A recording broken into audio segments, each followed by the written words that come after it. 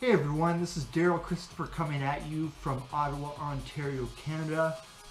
This is Comic Book Hall Review, Episode 7, Part 7, where I will review Jem and the Holograms, number 1 to 5, right on. And for those of you who don't want spoilers or don't want to know what happens, turn off this video now unless you want to know. If you want to know, then I am more than happy and absolutely delighted that you're going to keep on watching and you're going to learn what's going on in the world of Jem and the Holograms and the new comic book series from IDW.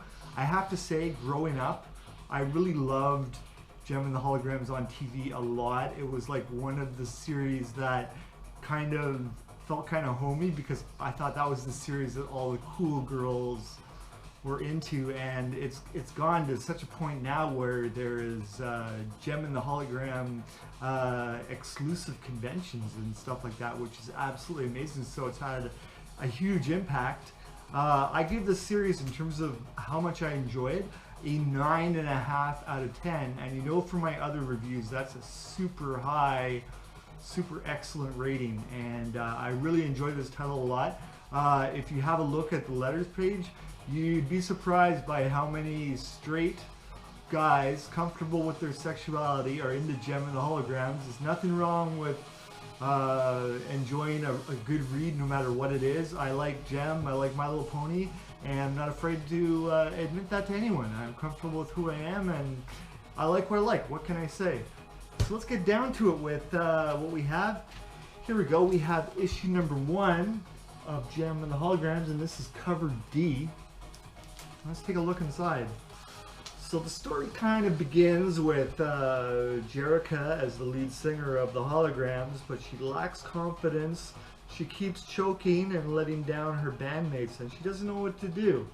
And if you go a little further in the story, you discover that she's quite a competent and excellent songwriter, writing very empowering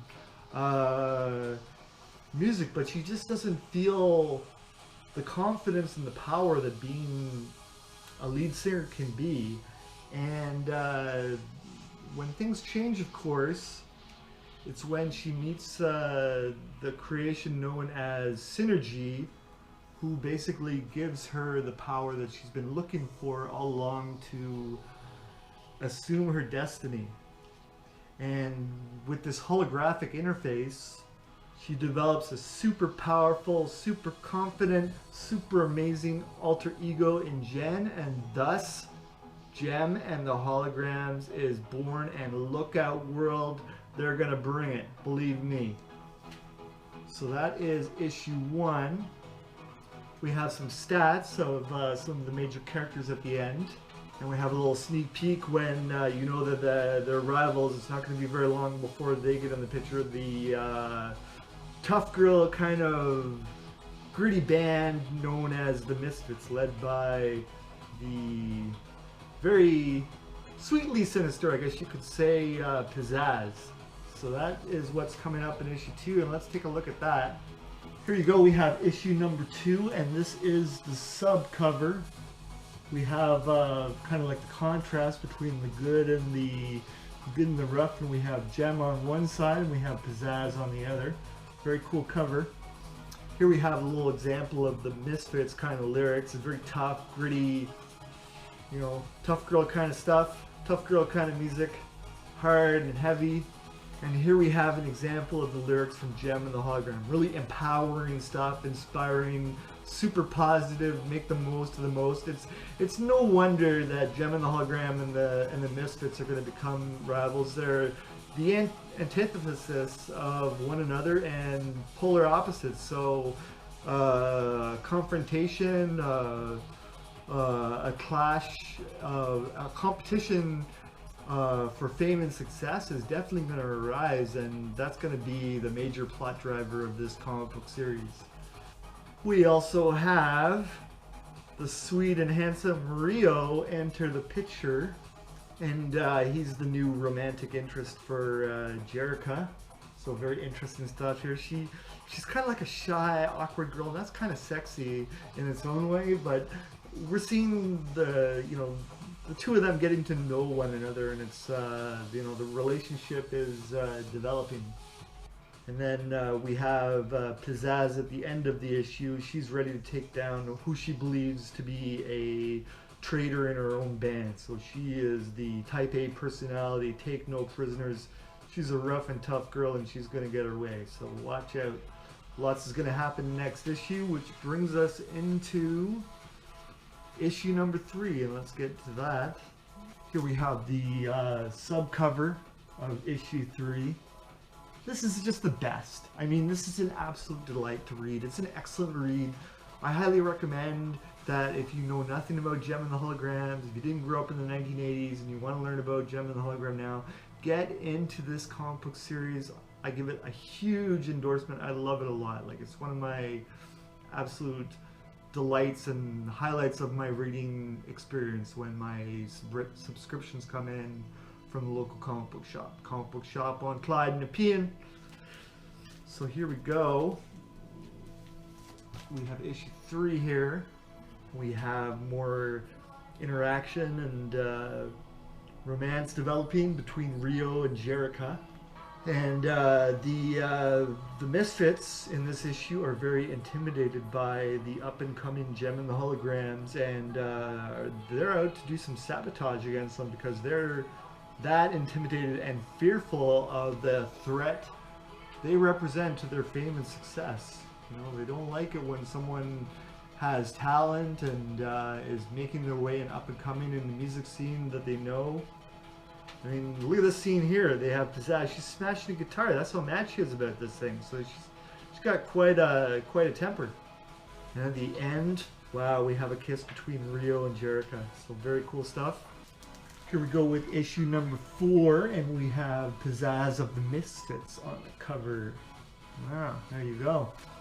Here we go, the secret sapphic romance going on between Kimber and Stormer, both of rival bands respectively. They're supposed to not like one another, yet there's emotions and feelings in a relationship between them. And you know what? This would have never happened in the cartoon, or I should say the animated series, but in the comic book world and in the world of the 21st century where no one should find anything wrong with that, it's perfectly cool and pretty neat to read. So very cool stuff. And here we have Jerica as Jem coming together with Rio, and he's just not into her at all. And she wonders what's wrong with her, that he can't seem to see that these two alter egos are in fact one person and should know that they share and do have the same heart. And here we go. This is the Misfits sabotage at work. We have the stage equipment coming down. It looks like Jem is in some serious trouble and a serious predicament here for the ending of issue number 4. And finally, we have my review of issue number 5 of Jem and the Holograms. This is the subcover, and we have Jem and Rio sharing an intimate moment on the cover. Very cool. This is Jem feeling down that Rio doesn't like her as Jem, and he only likes her as Jerica, and it's hard for her to reconcile. As you can see here, Aja at the very last minute saves Jem from certain doom and the stage equipment sabotage. As you can see, the equipment fell on Aja, but luckily for the most part she's okay, and that's good to know. You know, like that was some serious stuff happening when you're sabotaging equipment that's could potentially kill someone. It's very dangerous. So we have here that the plan completely backfired for the Misfits. Jem and the Holograms are more famous than ever. The stage equipment collapse accident became front page news in the paper, and they're pissed about it. Here we have Jerica and Rio at the fair, sharing some time on the Ferris wheel. Very romantic, creating memories, moments of truth. Very cool. And then we have Jem and the Holograms encountering the Misfits and seeing and discovering the mystery solved, that they were the ones behind the sabotage, and things go south pretty damn quick at that point between the holograms and the Misfits. And we even get into a little food fight action. Stormer and Kimber are losing a little bit of trust because they're not sure what happened and what their role was in the sabotage, so there's stuff happening there. And at the end, it's just a complete mess. So the big battle has happened. Let's see where things go in issue 6. I'm going to keep on collecting. As I said before, this is my my rating for Jem and the Holograms. I give it a 9.5 out of 10. I highly recommend that if you like Jem and the Holograms, you like those kind of comics, that you collect it, because I guarantee you, you're going to enjoy it as an excellent and delightful read. So, everyone, that concludes episode 7, part 7 of Comic Book Haul Review, where I took a look at Jem and the Holograms 1 to 5. And it's the end of the day for me. I'm completely tired. Done enough videos.